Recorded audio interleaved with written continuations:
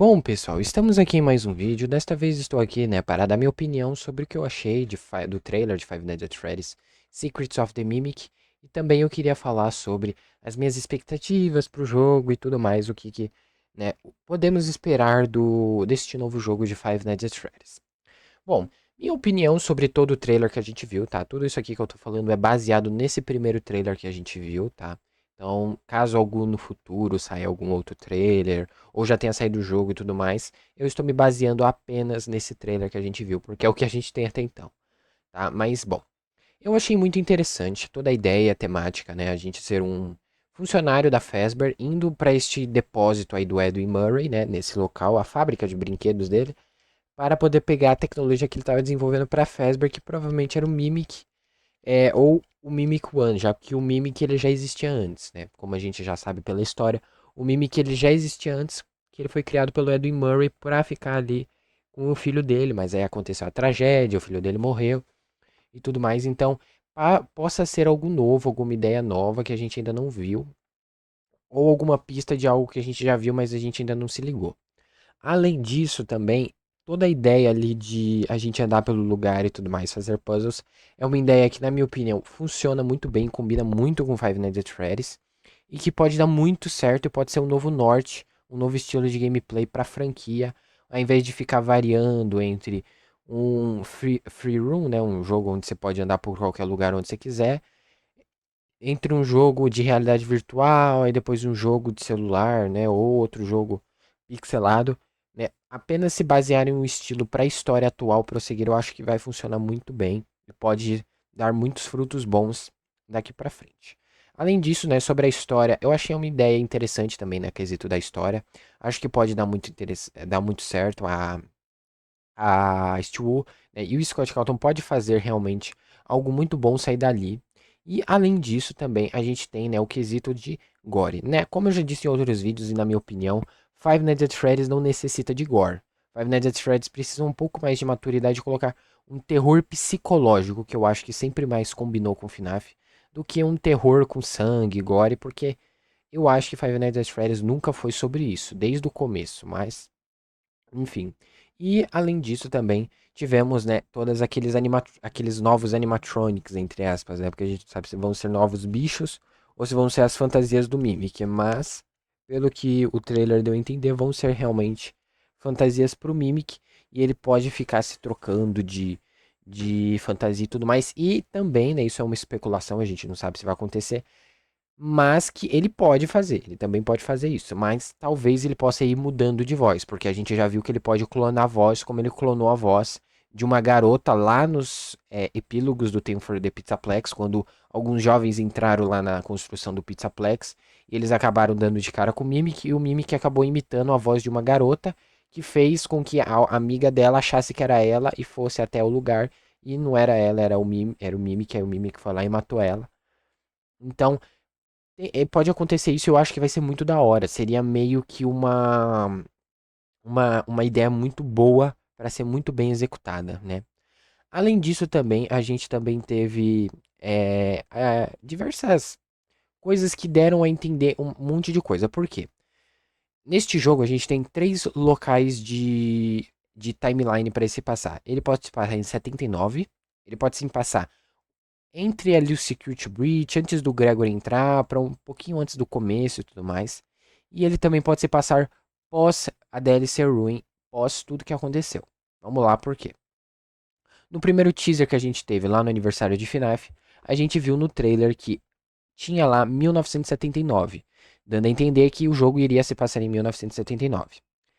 Também tivemos, né, nesse trailer, o negócio de que a gente está indo neste local para pegar uma tecnologia que o Edwin estava desenvolvendo para Fazbear ao mesmo tempo que ele também estava desaparecido.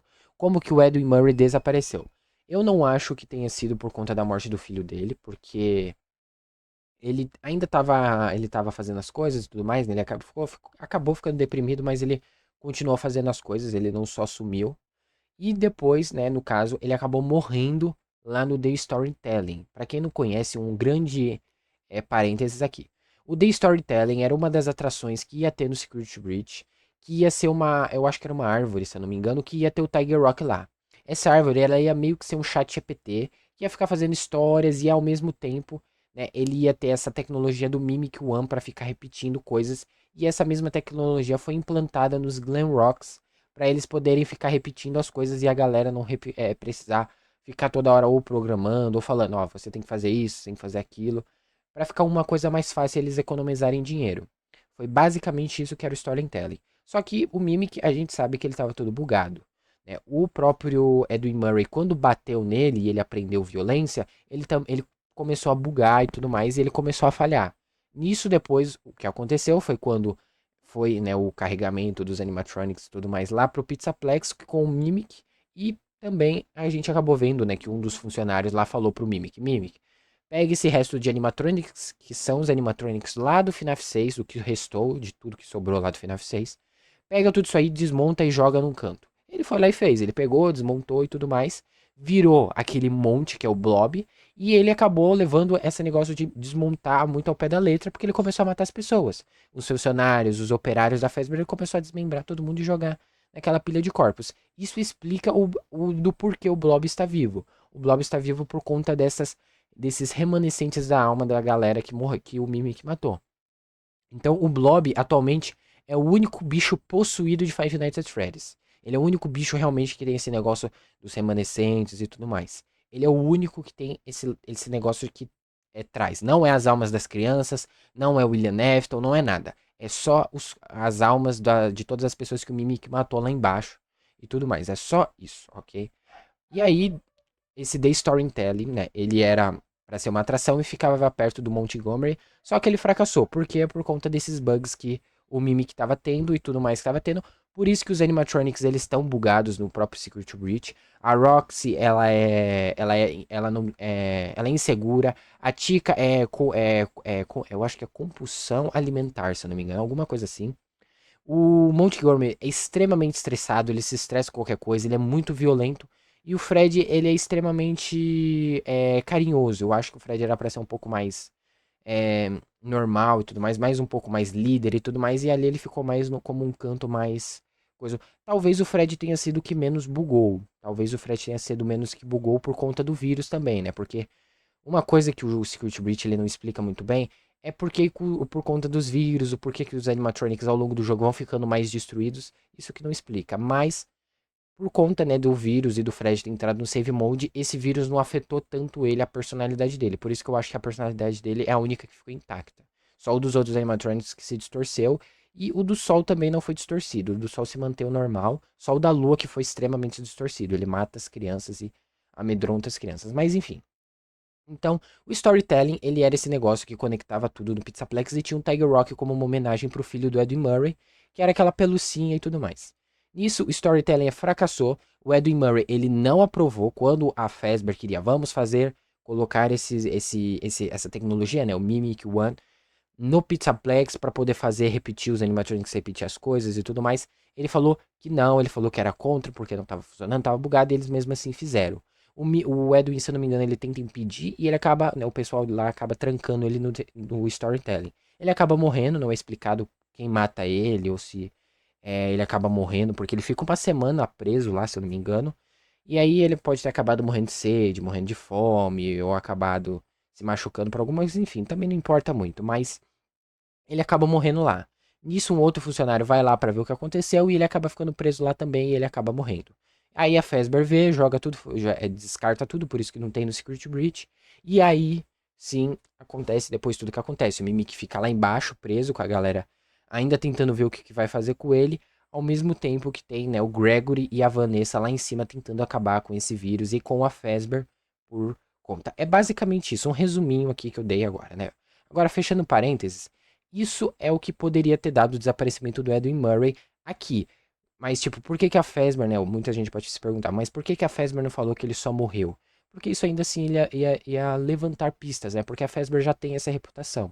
Isso já tinha reputação lá no Help Wanted, que é uma piada com as lendas urbanas que tinha. Então a Fazbear não ia falar que morreu uma pessoa no Pizzaplex. Eles falaram, ele desapareceu, não sabemos o que aconteceu, mas vai lá, pega os itens que a gente tem, né, que é nossa propriedade, e traz de volta para nós. Então tem esse outro ponto. Ao mesmo tempo, tem o final da DLC, né, do Ruin, que mostra lá a Cassie desligando, né, o sistema de segurança. O Maxis também acaba sendo solto e o Mimic também acaba sendo solto. E a gente vê que o Gregory e a Vanessa também voltam pra lá, né, pra acessar lá os negócios, porque o Gregory próprio fala lá, né, que ele tá tentando contatar a Cassie, e ao mesmo tempo ele cita a Vanessa como ela tendo os negócios. Então, a Vanessa e o Gregory ainda estavam presentes e analisando o lugar, e no final do update que a gente teve no Hellpointed 2, mostra que alguém, provavelmente a Fazbear, foi lá no Pizzaplex, lá nas ruínas, lá embaixo, e pegou o Maxis e levou para algum lugar, que por sinal é uma van muito parecida com a van que a gente viu no trailer. Não é a mesma van, eu acho, não é exatamente a mesma van, mas é muito parecida. Tá? É muito parecida. E eu acho que não é coincidência, porque a Steel ela colocou uma van no update do Hellpoint e agora colocou outra van no jogo que tá vindo para dar sequência. Eu acho que não é coincidência. Mas basicamente é esses três pontos. Eu acredito muito mais na teoria do meio, de que realmente é um pouco antes ali do Secret Breach, quando o Pizzaplex ainda tava meio indo e tudo mais. Mas não no Pizzaplex em si, sim nesse depósito. E talvez as coisas que a gente tenha sejam coisas de 79, documentos de 79, áudios, documentos de 79 e outras coisas do próprio passado. Talvez o próprio Edwin Murray tenha feito alguns animatronics para Fazbear, ou ele tenha ensinado o William Afton a fazer animatronics, porque uma outra coisa também importante é que o visual, tanto da Jack quanto daquela doutora, eles são muito parecidos com os visuais dos Fantime, por conta daquele negócio de abrir, né? Os Fantimes eles abrem, esses a gente não sabe se eles abrem o rosto. Mas eles têm aquelas listras e tudo mais, fazendo essa alegoria. Ao mesmo tempo, a Jack ela tem aqueles braços meio esticáveis e tudo mais, que parece os braços daqueles Paper Pose lá, que ficavam no FNAF 2, que era da Puppet. E a própria caixa de música da Jack é a música da Puppet, então tem muita relação. Tem muita relação. Talvez realmente o Edwin Murray tenha trabalhado ali com o Henry Emily, com o William Afton pra fazer realmente a Family Diner. Talvez eles tenham tido ajuda, né? Porque isso é algo que não é explicado se o William Afton realmente tinha dinheiro, se não ele era bem pobre das pernas, ou se o Henry tinha dinheiro. Como eles construíram os animatronics e iniciaram a Fazbear e tudo mais. Isso é algo que a gente não sabe ainda e que é relevante até a gente saber. Além disso, né, esse jogo também promete ser bem mais diferente dos outros FNAFs. Não tem, a gente não viu nenhum Fred, nenhum Bonnie, nenhuma Chica. A única coisa que a gente viu foi os posters lá da Family Diner, né? E o. Qual é o nome dele? O Help. O Helper, no caso, né? Tá escrito Helper, mas é o Help, né? O Help, ele é meio que a cara da Fazbear, né? Ele seria meio que o Ronald McDonald's do McDonald's, ou aquele rei do Burger King, ou sei lá, o Dolinho da Dolly, enfim. Ele é meio que a cara da empresa da Fazbear. Então faz sentido ele estar ali, né? E então, basicamente resumindo, é bem isso que vocês têm que saber. Caso eu tenha cometido algum erro, né, eu peço que me corrigem, tá? Não tem problema me corrigir e tudo mais, ou dar alguns outros detalhes, né? Mas é basicamente isso de tudo que eu sei até o momento, né? Talvez eles expliquem, talvez esse jogo tenha mais de um paralelo, talvez eles dividam em dois paralelos, tanto a pessoa que a gente tá jogando, né, que tem chance de ser o pai da Cassie, tem chance de ser a Vanessa, tem chance de ser qualquer outra pessoa, tem chance de ser porque a gente sabe que a Vanessa também, ela se autopromoveu muito na Fazbear por conta do vírus e tudo mais, né? Ela subiu muito de cargo por conta do vírus e depois o Gregory salvou ela, mas a gente ainda tem que esperar pra ver quem é o nosso protagonista, quais são os segredos do Mímico, né? Porque ainda tem isso, né? O jogo se chama Secret of the Mimic, o segredo do Mimic. Então a gente tem que saber qual que é o segredo do Mimic. O Mimic, ele tem alguma coisa que infectou, ele consegue infectar as pessoas, né? Que eu vi uma teoria dessas até meio estranha e tudo mais. Da galera falando que o Mimic lá atrás teria infectado o William Afton, por isso que ele começou a matar. Eu acho bem provável essa teoria, bem provável mesmo. Mas ainda assim é uma teoria, talvez ele tenha aprendido, visto alguma coisa, não sabemos, não sabemos. Ainda é bem nublado, mas eu estou com expectativa altas. E uma coisa também importante é que esse Five Nights at Freddy's vai sair pós o filme de FNAF. O porquê que eu digo pós o filme de FNAF? Porque o filme de FNAF ele saiu em 2023, a gente está em 2025. O único jogo que a gente teve pós esse jogo foi o Hellpointed 2. O problema é que o Hellpointed 2 ele já estava em desenvolvimento quando ele já estava praticamente pronto quando estava para sair o filme, então ele não, como é que posso dizer? Ele não tinha tempo ainda para receber os resultados do que o filme trouxe. Quais são esses resultados? Que a bilheteria do Brasil é uma bilheteria que foi uma das melhores. Eu acho que foi top 3. O Brasil foi o top 3 maiores bilheterias do filme, porque a comunidade FNAF realmente, no Brasil, ela é bem alta, né? Muita gente vai falar, ah, mas a maioria é criança. Sim, mas ao mesmo tempo, eu duvido muito que se Pop Playtime lançar um filme agora, não vai ter criança lá, né? Então, eu acho bem idiota essa crítica de negócio de criança, porque hoje em dia, tudo que é terror tá entrando muita criança. A galera tá infantilizando muito conteúdo. Isso que é um problema. Mas, ainda assim, foi uma grande bilheteria. E o Scott Calton viu isso, né? Ele viu isso e tudo mais. O Into the Pitch, ele não saiu dublado, porque ele é um jogo que não tem diálogo, ele é só um jogo meio escrito, né? Que a gente lê. E agora esse jogo pode ser, enfim, o primeiro Five Nights at Freddy's dublado. A galera no Twitter tá levantando uma hashtag, né? Que eu vou botar pra vocês na tela.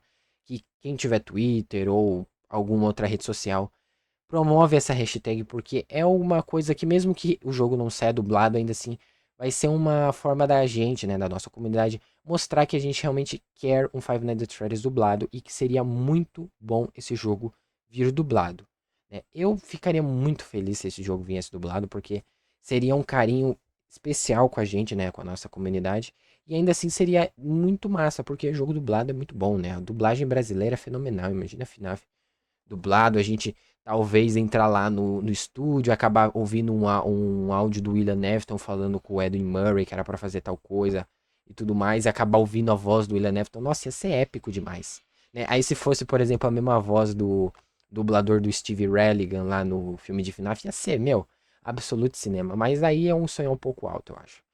Mas pra gente levantar essa hashtag também. E além disso, né, pra muita gente, né, também viu, reparou que diversos momentos do trailer tem alguns corpos, né, como eu falei, e que o jogo mudou a tag lá na PlayStation. O jogo tá custando R$ 219. Quem tem PS5, aí o jogo só vai sair para PlayStation 5 e PC por enquanto, tá? Não vai sair para PS4. Acho meio estranho porque o jogo não apresenta tantos gráficos assim muito bons, mas e também ele vai sair para PC, na Steam e na Epic Games. Então, para quem quiser, ainda não está disponível a página da Steam, mas lá na PlayStation o jogo já está sendo denominado como violência, só violência, enquanto o Security Breach, o Help Wanted e o Help Wanted 2 só tinham a classificação de terror fantasioso ou terror de fantasia, alguma coisa assim. Então já é um grande passo, tá? Muita gente pode falar, ah, mas ainda assim, não tem tanto sangue, não tem tanta coisa. Um passo de cada vez. Um passo de cada vez. Esse trailer, ele me mostrou que o Scott Calton viu todas essas críticas, viu que a galera tava reclamando e ele tá recalculando a rota. Ele tá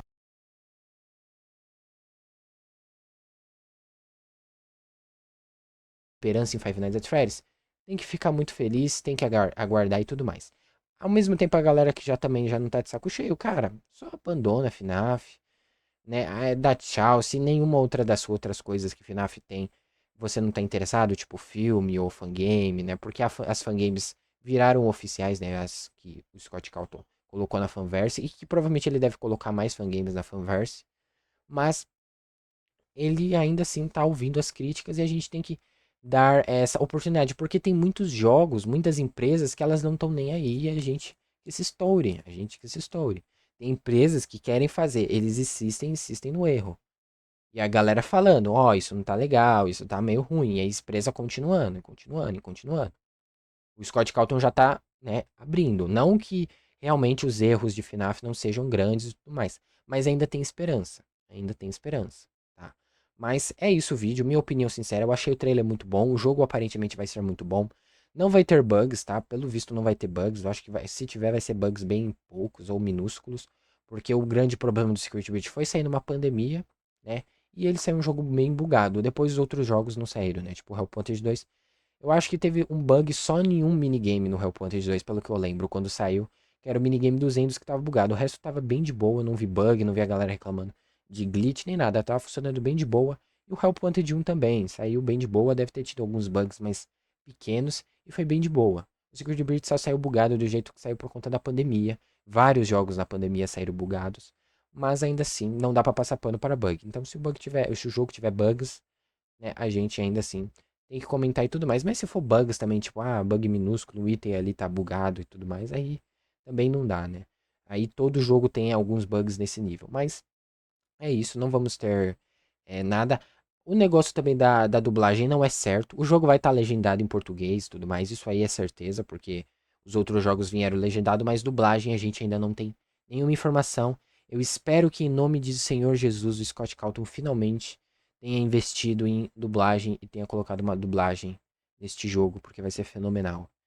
Vai ser fenomenal. Se acontecer isso, pra mim esse jogo já vai ganhar uns pontos bem a mais do que outros jogos e tudo mais, né? E lembrando que dia 13 de junho estaremos aqui, estaremos em live. Eu vou começar um pouquinho antes pra gente rejogar a DLC. Eu vou rejogar a DLC do Secret Breach pra gente rever a Cassie, o Mimic e tudo mais. E eu vou também repassando as informações pra galera que não vai estar muito em alta. A gente vai começar. Eu vou vendo quando o jogo vai lançar, né? Qual horário. Aí eu vou programar um pouquinho antes, mas a live já tá programada. Né, faltam 119 dias, falta muito tempo ainda, mas eu já deixei programado pra mim não esquecer. Então, quem quiser acompanhar com a gente, né? A live vai estar lá dia 13 de junho. Né? Eu coloquei meio-dia, talvez eu comece meio-dia, mas aí a gente coloca um pouquinho antes pra jogar um pouco da DLC pra gente poder refrescar um pouco a memória, eu trazer algumas informações que a gente possa ter. E até lá eu também vou ver se eu começo, se eu dou uma lidas nos livros pra trazer um resuminho pra galera que não tá tão em alta assim dos livros e tudo mais, né? Eu vou tentar dar o meu melhor nisso, tá? Mas é isso, pessoal. Espero que tenham gostado. Esse foi um vídeo só mais pequenininho, falando sobre tudo mais.